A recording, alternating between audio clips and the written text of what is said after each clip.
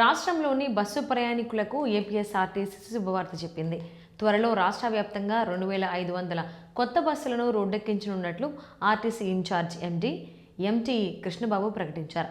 మహిళలకు ఉచిత బస్సు ప్రయాణ పథకాన్ని మరింత సమర్థంగా అమలు చేయడంతో పాటు ప్రయాణికుల రద్దీని తగ్గించడమే ఈ నిర్ణయానికి ప్రధాన ఉద్దేశమని తెలిపారు. సోమవారం ఆర్టీసీ హౌస్లో ఎండీగా బాధ్యతలు చేపట్టిన అనంతరం ఆయన ఉన్నతాధికారులతో సమీక్ష సమావేశం నిర్వహించారు. ఈ సందర్భంగా కొత్త బస్సుల ప్రవేశంపై కీలక ప్రకటన చేశారు. ప్రస్తుతం బస్సుల్లో అధిక రద్దీ కారణంగా మహిళలకు సీట్ల సమస్య తలెత్తుతోందని, కొన్ని సందర్భాల్లో వాగ్వాదాలు కూడా జరుగుతున్నాయని ఆయన పేర్కొన్నారు.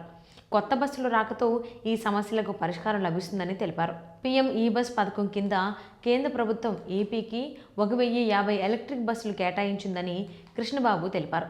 వీటితో పాటు రాష్ట్ర ప్రభుత్వం మరో 1450 ఎలక్ట్రిక్ సిఎన్జి బస్సులను కొనుగోలు చేయనుంది.